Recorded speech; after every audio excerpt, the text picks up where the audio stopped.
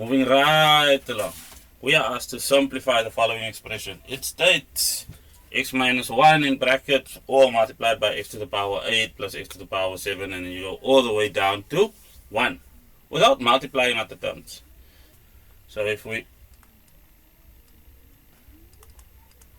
distribute x, what we'll have is, well, x to the power 9 plus x to the power 8 plus x to the power 7, and that'll go down to plus x right at the end. That is just following through. And then if we distribute the negative 1, what we'll get is, well, let's have a look. If we stagger it slightly, we can write it like this. Because negative 1 times x to the power 8 is negative x to the power 8, and then we get negative x to the power 7.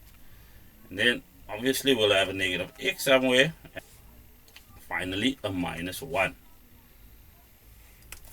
So if we were to then add this up, add everything up, what we'll find is everything cancels out, and then without having done the entire sum, we can then find by addition that we are left with x to the power 9 minus 1.